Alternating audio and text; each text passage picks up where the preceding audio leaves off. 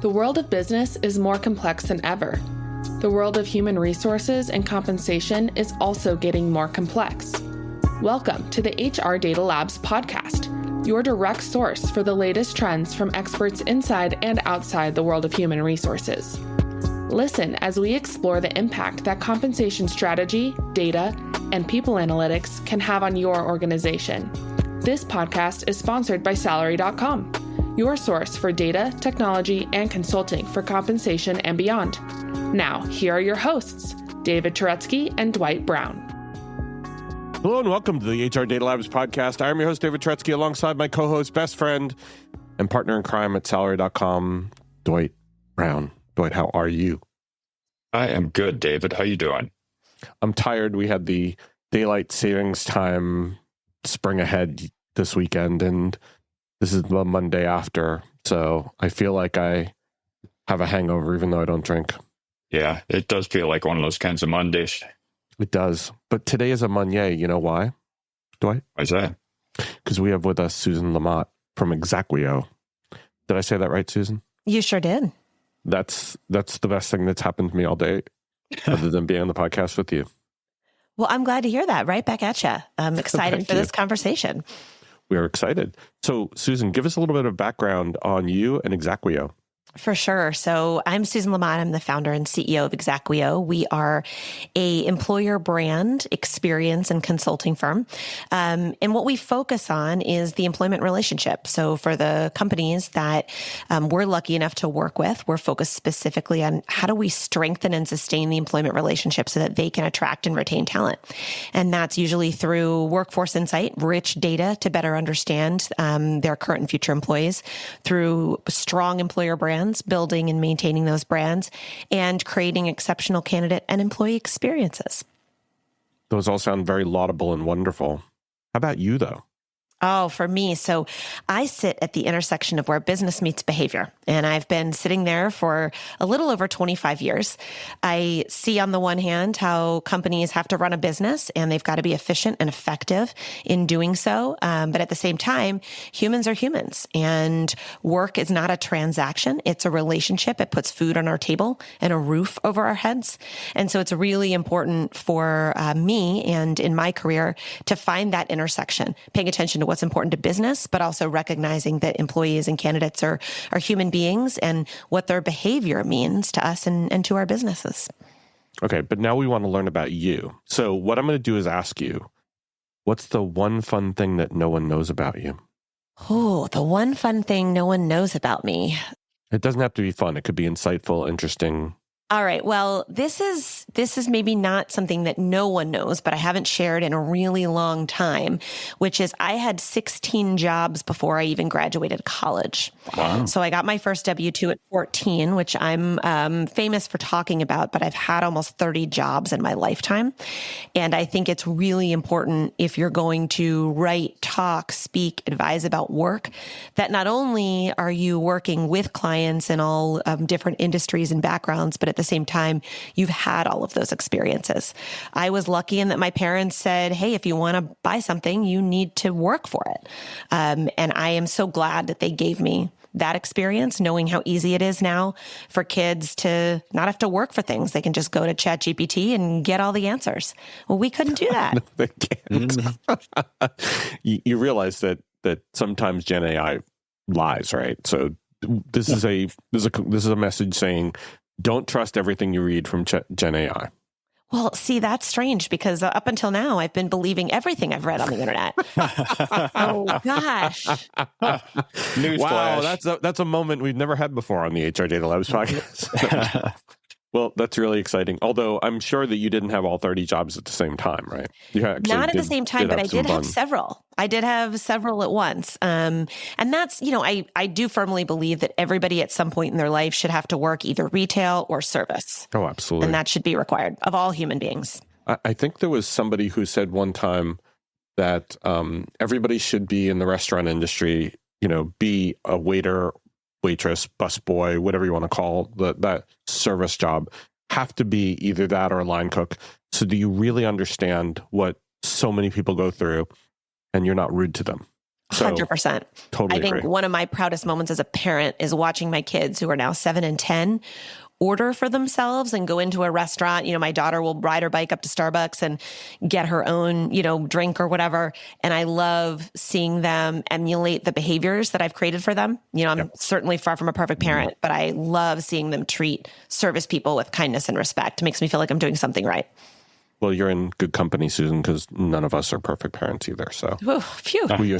we try to be, but it's Yeah, hard. we aspire to be, but not quite there yet. Almost. Just about perfect. So our topic for today is one that's near and dear to the heart of the HR Data Labs podcast and has been since the beginning, which is the importance of custom data for HR and the future of benchmarking, or the lack thereof.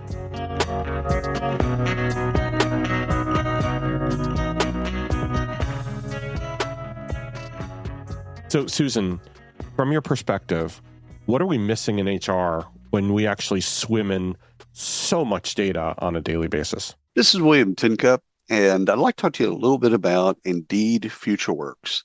Ryan and I attended the conference last year, and we created a limited series for Indeed where we talked to their customers. Great stories around TA and how they use Indeed to the max. So check it out. It's just Indeed FutureWorks 2024. You could search for it wherever you get your podcasts. Thanks. So the interesting piece for me is that everyone thinks data and insight is the same, but it's not. We have a lot of data, but we don't have any insight. And insight comes from two places. One, it comes from emotion and that connective tissue, right, which we get largely from qualitative data. We don't collect very much qualitative data in HR. And then two, we don't connect the dots. I have so many clients that say to me, I have dashboards after dashboards after dashboards, but what does it mean? How do I make sense of all of this? So to me, that's what's really key, is that behavioral piece and the ability to have insight more than just the data itself. Yeah, I mean, when we've been talking about data since day one, and because we are awash in it and we surround ourselves with it, people think that just by having those dashboards that, you have everything you need. And it's just not there yet. It's just, you do need, and that's why I think when people say Gen AI is going to take over, Gen AI can't take over because it doesn't have that context. It doesn't have that ability to bring it all together yet. And so we still need the humans to do that interpretive piece along the way. Not only the interpretive piece, but it's interpretive for your own custom situation. If you look at engagement surveys, for example, they're predicated on this idea of a benchmark, right? Where am I compared to my peers? But in the business world, there's really no peer. Because at the end of the day, you've got a different set of goals than any of your competitive organizations. You're also in a different environment. I mean, even if everybody, and we know everybody, is going through an HR transformation, right? It seems like All the time. Right. But your environment is different. You might have a longer tenured or a shorter tenured CEO. You're in a different geographical part of the world. You've got different challenges from your stakeholders, your investors, all of these things that make it impossible to compare apples to apples. And that's where the insight comes into play. Plus, only you inside your organization know exactly what you're trying to achieve and what all the political ramifications are and the nuances. And that also makes you really different. Again, where the insight comes into play. And, unless you want to put all of that into a prompt, Gen AI still can't replicate that kind of insight for you. Yeah, I mean, we've got to remember too that just because we put data in front of somebody doesn't mean that they'll know what to do with it or even the right questions to ask to get that context that's needed. Unlike the three of us who are probably all data geeks, there are plenty of people out there that are not. And so you can't just plop down a bunch of data and think that they're going to be able to draw good conclusions out of that. I think that's so important. It's such an astute observation because it's also a reminder that data is a single point in time. And so if you don't have the experience in connecting the insights, right, and bridging those gaps, and you're not recognizing data is a certain point in time, then you're blinded by headlines or you're blinded by a number. Yeah. Even if you look at the unemployment data, right, most people don't realize that gets edited. So, they just put out the numbers for the end of February 2025. They'll go back and revise those numbers, maybe once, maybe twice. Yeah. And few people go back to say, what did that mean? How did that change the headline? Because we're all looking for that immediate answer, immediate solution right now. And that's dangerous, particularly when it comes to the addition of Gen AI to this, this conversation. But Susan, even in the context of the dashboards you were talking about before, we know that the data in HR isn't perfect. And what happens is that transactions get entered inappropriately, they get entered late, they get changed.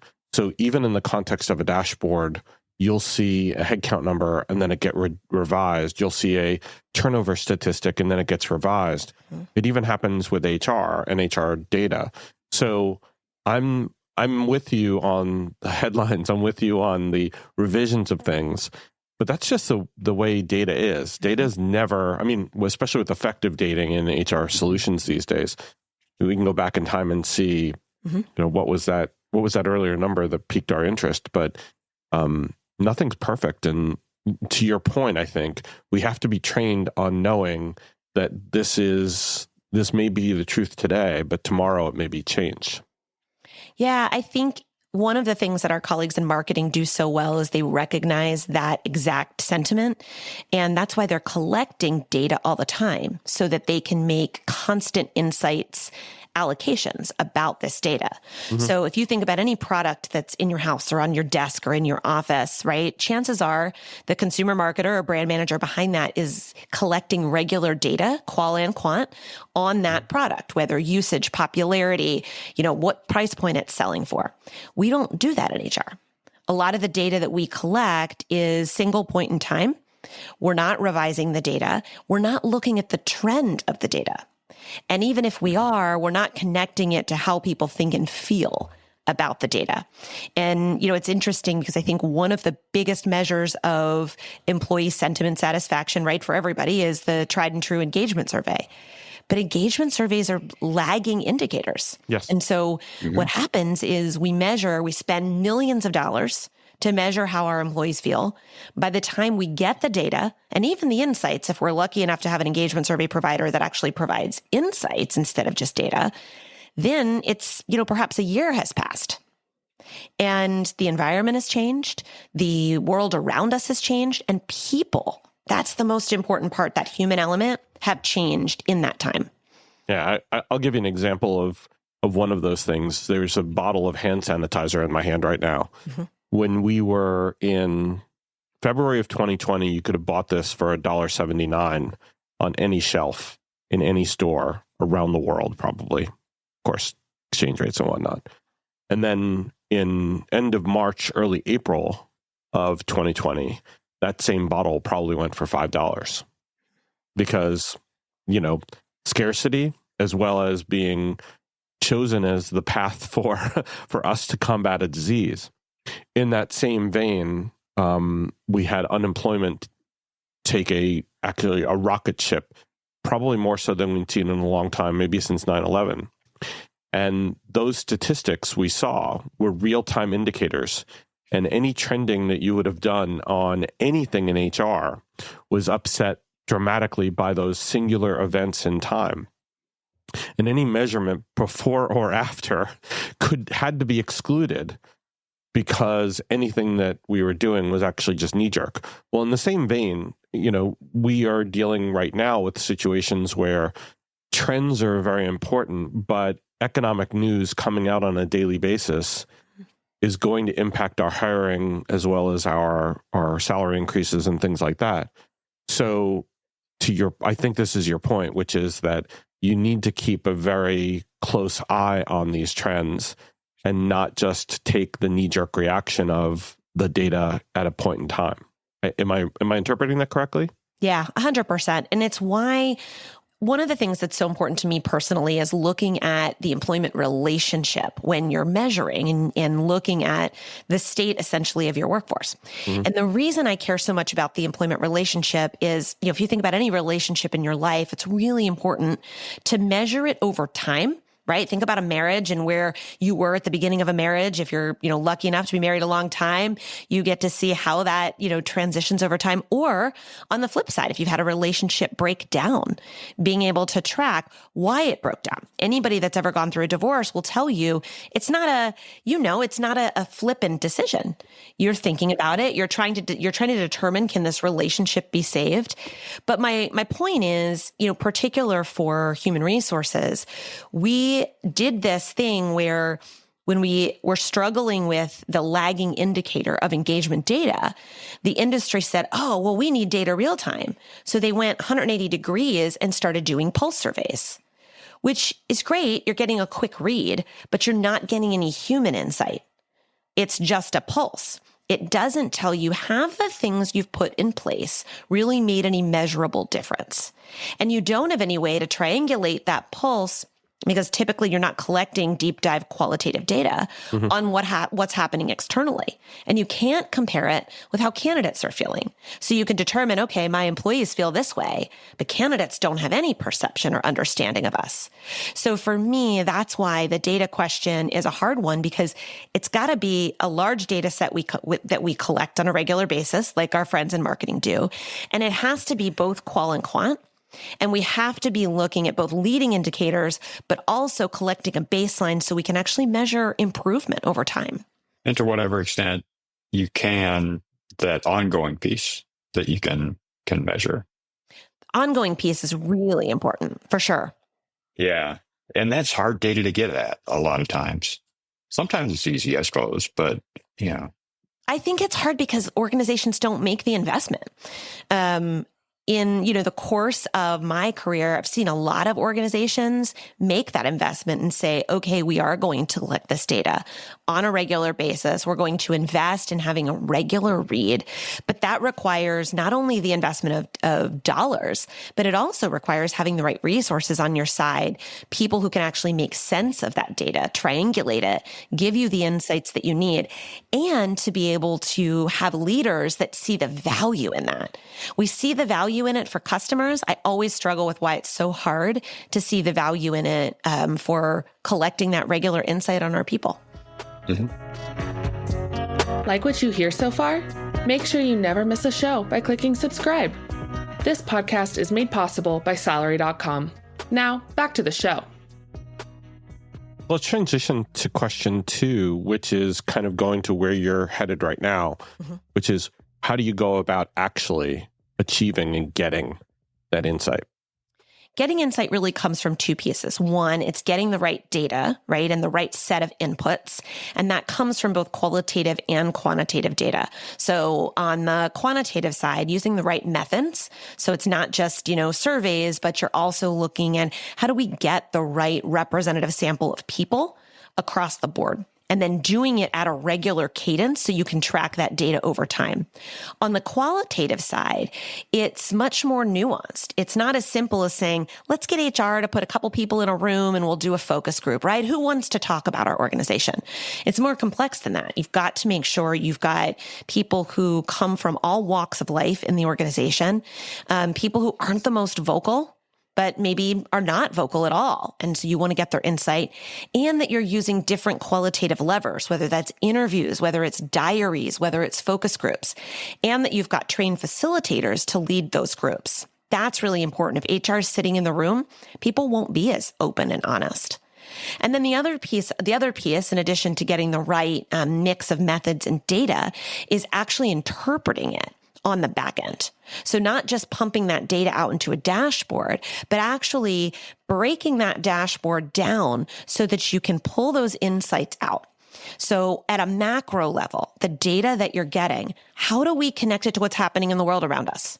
Right? So if your employees are behaving a certain way or they're feeding back a certain way, what's happening in the world at that point in time? And then at a micro level in the organization, what's going on in the organization? Did you make a change? Did something happen with one of your leaders? Did you announce something that's going to drive how people feel? And then the very last piece is the personal piece. Whether we like it or not, people bring their whole selves to work. And I don't mean that in the sense of you should come and tell everybody everything about your life. Not at all. You can absolutely be a private human. But if there are things that are happening to you personally, right? Like my dad is in year 11 of Alzheimer's. I went and visited him this weekend and it's on my mind. Every time I leave him, I think, is this the last time I'm going to see my dad? Right. How do you shake that on a Monday morning? You can't. You can't. And so we don't account for that. We don't pay attention to how people actually feel and the fact that they can't close the door on their home life when they come to work, regardless of what job they have. So that's why insights on the human are so challenging to get when it comes to the workplace, but they're so important to get so we're not making these snap judgments that could cost us millions of dollars. But also in some ways they're regulated as well. Some things we can't tell. Yeah. Some things we have to keep that wall between us and work. And so there is a very intricate dance that is played as an employee as to what do I share and who do I share it with? Because we've all seen cases of people oversharing and then getting terminated for it. We've also seen cases where people share and it's a violent share and it's bad. So there needs to be that human element to HR of recognizing when something's not right, but not going too deep and not probing too hard, but just enough for risk management and security. Sure. And yeah, I hear you. The things you mentioned, though, scaling for a very large organization are very difficult. Being able to do pulse surveys is easy. Being able to do the check on the leading and lagging indicators is, I wouldn't say easy. It's not as hard because you have the HRITs to collect the data, seemingly, and seemingly you have people to interpret them. That third piece is very, very hard because it's using observational skills. It's also asking people to be a little bit more forthright, which they're not apt to do. I think it's hard if we look at it at the individual level, right? So anybody that works with me and has for a long time knows about my dad, right? And they might know, or they might, even be connected to me on Instagram and can make that personal connection. What I'm talking about is much larger. If you know you've got a segment of your population that is in parental caregiving age, right? So I'll be 50 this year. So it could be people between 40 and 65 that might have a parent they're caring for. You can set up surveys, right, to branch questions out to get at some of these issues without getting at the personal one-on-one identification so that you can identify, okay, what segment of our population is currently dealing with these issues? And what could we do to help make things easier for them? So they might not be able to, and I wouldn't expect an organization to have the responsibility to deal with my one-on-one personal need. But what they can do is see, and this is where the business intersects with behavior, they can see what segment of the population is facing this particular struggle, right? And how can we potentially address that? And the same can be said for any number of issues that's happening, any age of individual, any issue related to what might be happening politically. How is that affecting people? How are they feeling about it? You might not do anything about it as an organization, but you can then look and say, did our productivity go down at this particular time in the organization? Or did we see issues with, performance? And start to think about what are the things we can do as a company to address those things. So you can take emotion. I think that's a misnomer. People think, oh, we can't deal with the emotion. We can't deal with the personal needs. You can actually quantify those things. It's just you have to have the skill and experience to understand how to do that. That's where the methodology is, and why I love this idea of the employment relationship and why I've been studying it for so long, because really nobody else is. So that's what gets me excited about the future of our space, is bringing these things together. Human behavior is never going to go away, and that's so important to how we behave at work. Even if we've got AI taking over parts of our job, there's still humans that have to deliver service, and they're still going to be human. They're still going to have good days and bad days. They're still going to have issues affecting them or on their minds. So we've got to find a way to figure out, how does that affect work and how can we make it better? You mentioned the 50 plus, right? And we are getting older. There's a huge bubble demographically of not just us, but our parents who are still alive, which is a very large population from the boomer generation. And being a Gen X and baby buster, just like you, I'm taking care of my mom, or I'm moving back to New York to take care of my mom. And, we're going to have a lot of stress and a lot of need. Well, one way that can be alleviated or at least addressed is through elder care programs, or being able to set up a paid time off program that enables you to take care of your parents just like you would if you had a baby. It's funny how on the beginning of life and in the end of life, we have to take care of people who rely on us. And that stress is real, and it's going to become larger. And as we get older, one of the things we're also going to have to worry about is our job security, which now is probably at risk more so than ever, not just if you're a federal government employee or a state government employee, but in the workforce, being older and, again, this is going to happen more often than not now, being employable and being worried about whether your job is next is going to create that undue stress. So there's a ton of things that we, the over 50s, are going to start concerning ourselves with that we never had to worry about before, and that maybe the entire employment world never had to worry about before. Not in this way, at least. That's where the custom data comes into play, right? Because if you're relying just on your engagement survey, if you're relying on data sets that are comparing you to everybody else, it doesn't take into account your unique workforce. And I love to get at the nuance of data in particular geos or with particular demographics in an organization, because that's where you can really make measurable difference. It's not just about the sweeping change, but being able to share insights. Let's say you're a field-based organization. Being able to share these insights at a particular geographical level gives the manager of a field office the ability to have some control and flexibility to make changes or choices that can affect the productivity of his or her office. Right? We're such a competitive workforce when you think about things like sales or regions. We're always competing against each other. What if you use these insights to give leaders the ability to either recruit more effectively or to retain people more effectively?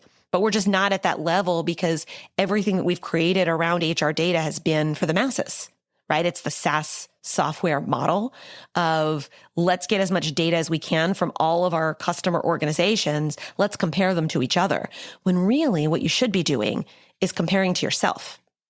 Where do you want to be as an organization and where are you? That's what, certainly consumer marketers are looking at their competitors all the time, but they're also setting goals for themselves and saying, where do we want to be and why? I had a CEO one time say to me, Susan, I've already told the board that we're at the top benchmark. And I keep telling the board the same thing. So why am I spending $1 million every year on my engagement survey to keep telling them this? Well, you got to keep measuring it or you're going to be the last, and then you'll be the first to know you're the last.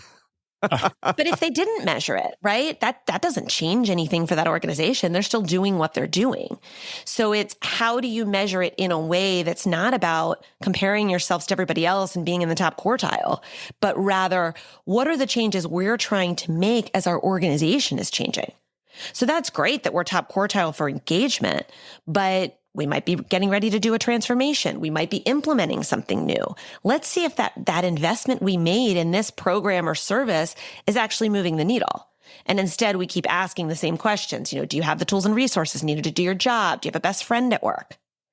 And that kind of vague data doesn't give us a lot of custom insight to actually move the needle inside our organizations. Couldn't it also be said that, there's an art and a science that goes with the data, but part of that art and science also is knowing when not to do something with the data or when to stop collecting the data. I mean, to the point of the CEO you talked about, is there that point at which we say either, hey, this is what the data is telling us, nothing that we're going to actually take action on in any way or another. So, but we've got that realization and insight. Or also another scenario where we say, this data point has run its course. It's time for us to look at something different. Yeah, absolutely. And I think marketers do that all the time when it comes to a product, right? And the actual feature of a product. Our organizations change. We should be changing the questions that we ask.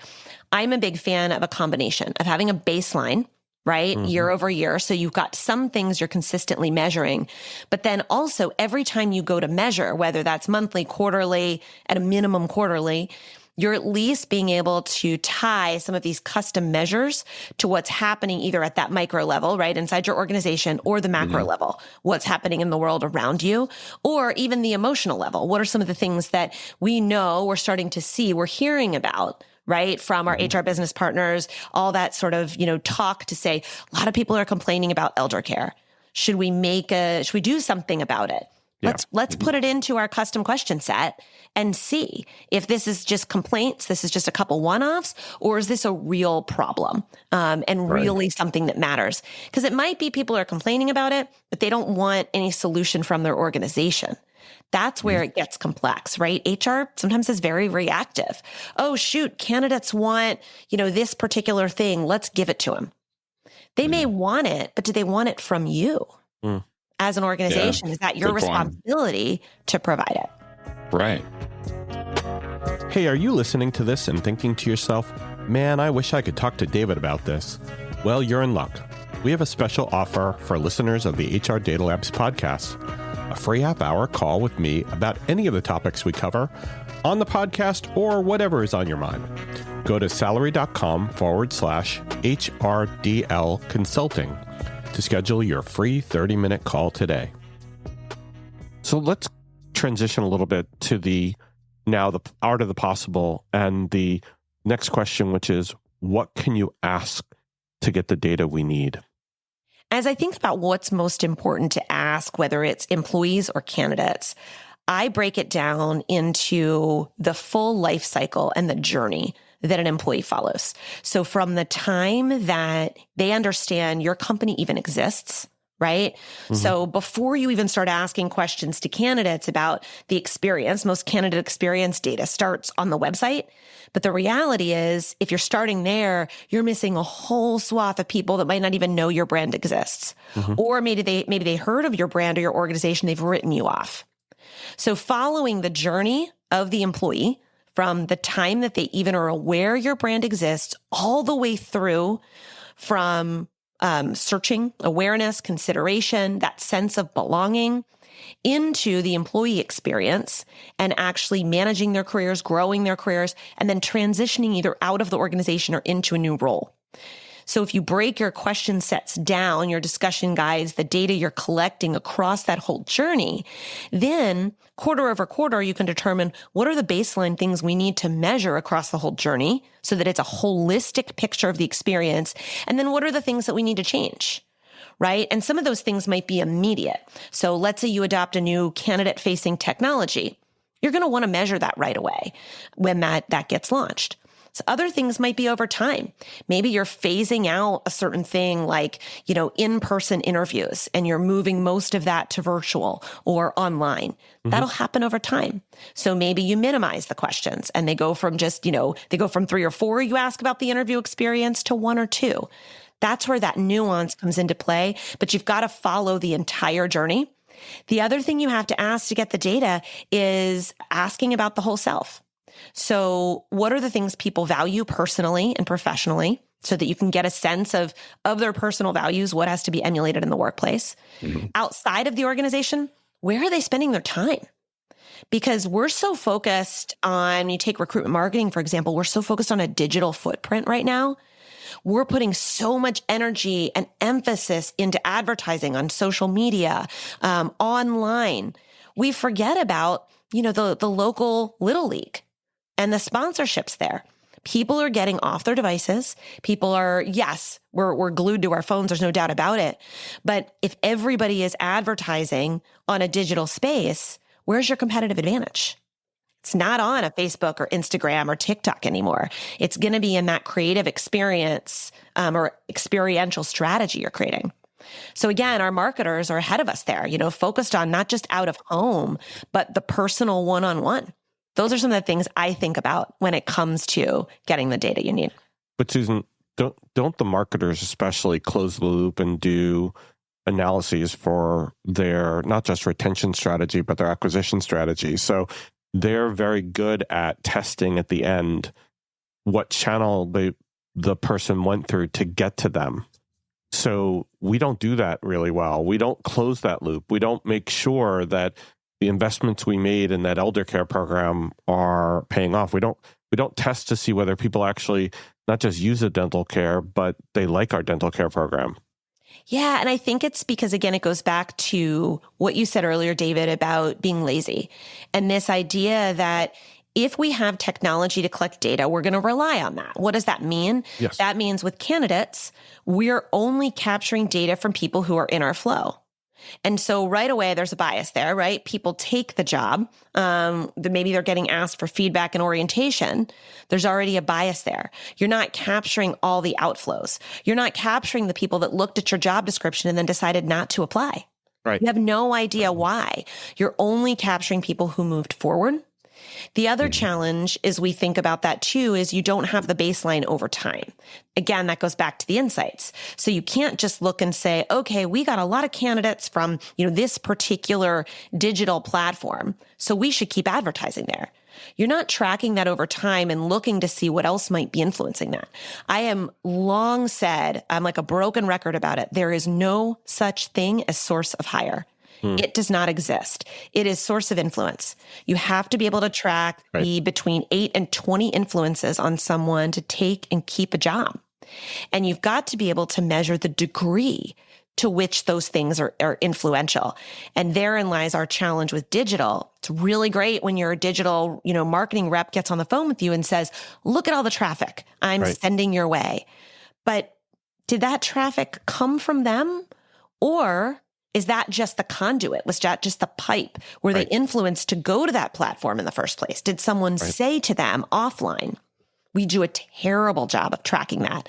But that's what I love. That's where the richest insights are in the things people don't track elsewhere. But it's hard to get that data sometimes. And it's expensive sometimes to acquire that data. It's also outside of our realm. So HR getting access to it is why do you need that? And we don't have the money right now. We'll get back to that some other point in the future. I would argue it's actually not hard at all. It's expensive. It's easy to set up your data processes. It's easy to determine who are the audiences that you want to reach out to and go back to those audiences over time. Marketers do this all the time. It's the investment. Yeah, right. If you look at, I once worked with a very large organization, the difference in the amount of spend between marketing and HR on ad buy was $1 billion to $1 million. And this was a service organization. So you could argue that if people are really the difference in delivering on your brand and your competitive advantage, but you have such a financial difference in the investment you're making, not only in advertising to those individuals, but also into understanding them, no wonder you can't leverage your people. No wonder you're still seeing turnover. You've got to be able to invest in that data in order to see the return. And often I'll tell people, easiest way to do that is to shift the dollars. Maybe you start small in a particular segment of the business that's just really struggling and they've got dollars. Shift some of it from advertising to insight. Shift some of it from engagement survey over to an insight-based approach instead. There's lots of ways to do it. Is it expensive? It is. Mm-hmm. Is it hard? Mm-hmm. I don't think so. Well, it's hard to get the dollars. I would agree with you there. Yeah, beg, borrow, and steal. Yeah, exactly. Sure. I remember a time during the pandemic when, and Dwight, you remember this too, when we were seeing supermarkets and Amazon fighting for people on TV. They were advertising for hiring people. We were like, wait a minute, HR or recruitment getting ad spend, that's crazy. But there were two things that were happening to your point, Susan. One was the perception of the brand caring about people, going out on a limb and saying, hey, here's who we are, and here's who we are exactly, and here's how we care about our people. That was a very, very dramatic change in their marketing strategy for HR, but also for their marketing strategies, so that it wasn't just about you can get eggs for, of course, this wasn't during the pandemic, so eggs were $2 a carton, but it was also about, and here are the people who take care of you on a daily basis, even despite the fact that they could get exposed to a deadly disease. So we had the investment then. We definitely don't see that investment now. I think it's reactive. Right now, the data that marketers are using, particularly as it relates to people, I spent a long time working in hospitality. Mm-hmm. And so, just think about the reviews that you get online. So you can see when people become a problem and that marketing turns to HR and says, we need you in order to hit our goals. Sure. But marketing's got that regular data. Years ago, probably in 2010, I was working in-house at Marriott. And we were one of the first brands to heavily leverage social media. And I was using social media in recruiting before they were even using it on the consumer side. And at the time, we were testing all of these review platforms. It's hard to imagine a world before reviews existed. Totally. But I would get on all these calls as the lone HR representative. And by the end, all my marketing colleagues were laughing because they knew it was coming. In every one of these demos, I would say, do you do this for employees?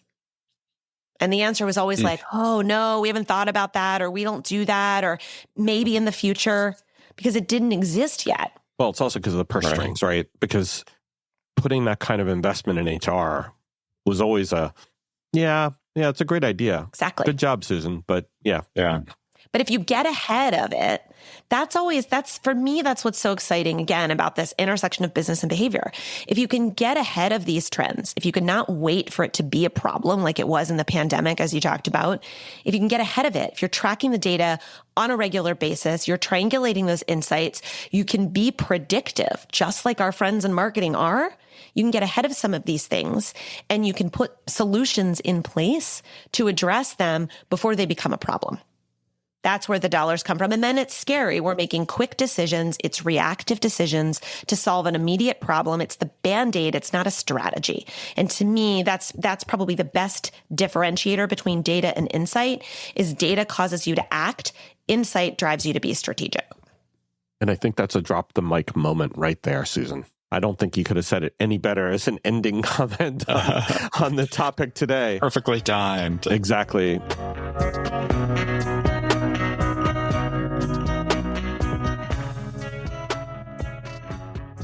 So thank you very much for being here. Thank you for having me. And Dwight, thank you very much for being here. Thank you. And thank you for being with us today, Susan. Of course, my pleasure. And thank you all for listening. Take care and stay safe. That was the HR Data Labs podcast. If you liked the episode, please subscribe. And if you know anyone that might like to hear it, please send it their way. Thank you for joining us this week, and stay tuned for our next episode. Stay safe.